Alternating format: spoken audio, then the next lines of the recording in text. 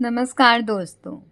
ओशो ने अपनी book the book of secrets में विज्ञान भैरव तंत्र की विधि 112 को समझाते हुए कहा है कि enter space supportless eternal and still. उस स्पेस में एंटर करो जो आपके अंदर है, जो सपोर्टलेस है, इटर्नल है एंड स्टिल है। अब इन तीनों को एक्सप्लेन करते हुए ओशो जी कहते हैं कि ये स्पेस जो अंदर है उसकी 3 क्वालिटीज़ हैं। पहला कि वो सपोर्टलेस है।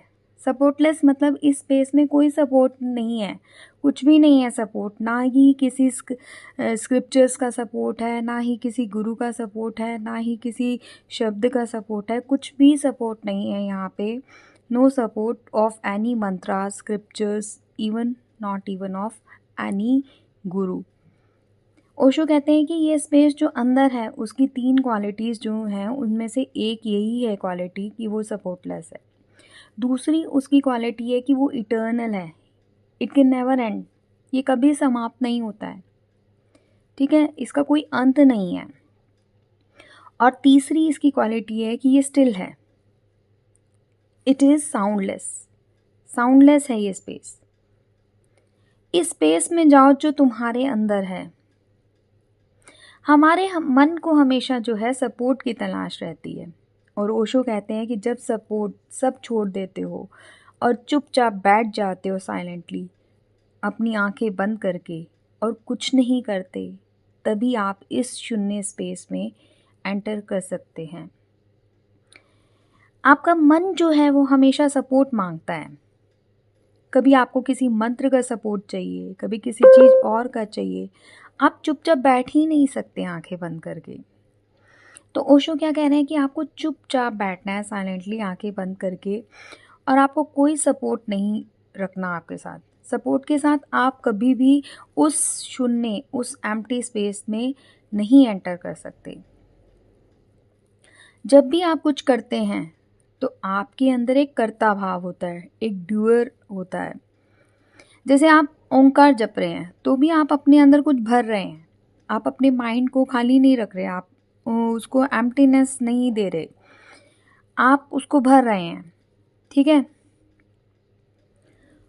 और शून्य में जो है वो एम्प्टीनेस में वो स्पेस आप अनुभव करेंगे जो बिल्कुल शून्य है, एम्प्टी है, जब आप नो माइंड को पाएंगे।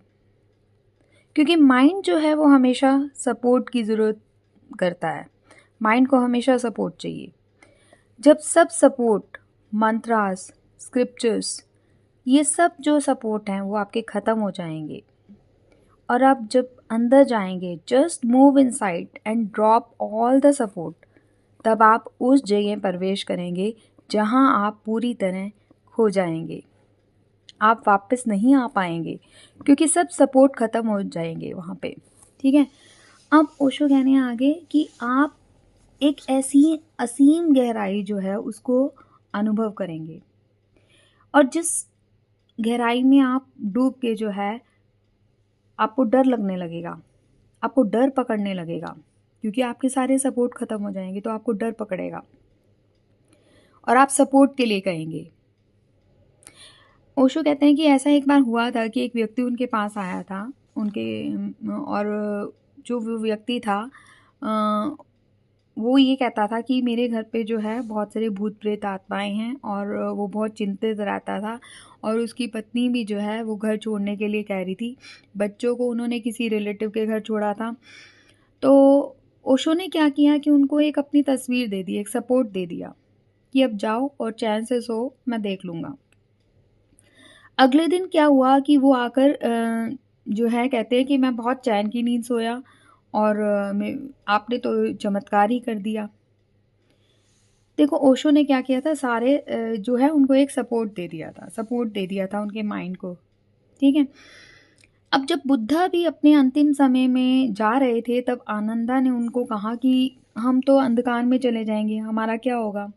तो बुद्धा कहते हैं कि it will be good for you, when I am no more you become your own light, move alone, don't ask for support, क्योंकि सपोर्ट ही जो है वो अंतिम बैरियर है। और ऐसा ही हुआ। आनंदा जो 40 साल तक बुद्धा के साथ रहते थे और बिल्कुल क्लोज डिसाइपल की तरह रहे, जो बिल्कुल उनकी छाया की तरह रहे, वो भी बुद्धा के जाने के बाद अगले दिन ही इनलाइटन हो गए। अब कैसे हो गए? क्योंकि उनको बुद्धा जैसा कोई पैशनेट कंपैशनेट बंदा मिला ही नहीं, इतनी लव कंपैशन किसी और में मिली ही नहीं, किसी और के साथ वो जुड़ ही नहीं पाए। अब क्या हुआ कि सारे सपोर्ट क्या हो गए उनके, ख़त्म हो गए। अब अगले दिन ही उनको क्या हो गया, एनलाइटनमेंट हो गया, ठीक है, आनंदा को। क्योंकि बुद्धा जैसा लव कंपैशन कहीं और उनको मिला ही नहीं। वो उस समय उसी स्पेस में एंटर कर गए जो सपोर्टलेस था, इटर्नल है और स्टिल है। So be supportless, don't cling to master, scripture और एनीथिंग। किसी के साथ भी आपको ऐसे जकड़ना नहीं है, किसी को भी। Don't cling to any master, scripture और एनीथिंग। वो जो स्पेस है उसकी कोई बिगनिंग नहीं है, उसका कोई एंड नहीं है, और वो एब्सोल्युटली साउंडलेस है। वहाँ कोई भी साउंड वाइब्रेट नहीं कर रही है, नॉट इवन ए रिप्पल, एक रिप्पल की भी साउंड नहीं है वो। सब कुछ शांत है, एवरीथिंग इज स्टिल। और ओशो कहते हैं कि ये पॉइंट आपके अंदर ही है, ये आपके अंदर है और सबके लिए दरवाज़ा खुला है। बस ज़रूरत है तो साहस की, उस साहस की, अकेलेपन के, अकेले होने की, शून्य होने की, घुलने की और पिघलने के साहस की, और मरने की। ये साहस चाहिए आपको उस स्पेस में एंटर करने के लिए। और आप ऐसे स्पेस में पहुंच जाएंगे तो क्या होगा कि आप ऐसा जीवन प्राप्त कर लेंगे जहाँ कभी आपको मौत नहीं छू सकेगी और आप अमर हो जाएंगे। ठीक है, आप ऐसे उस स्पेस में मर पाएंगे, तो ऐसे जीवन को प्राप्त करेंगे जो एक अमर जीवन होगा। तो मैं सभी से यही कहूँगी कि आप इस विधि को करें और आप भी सब उसी असीम गहरे स्पेस में प्रवेश करें। नमः शिवाय।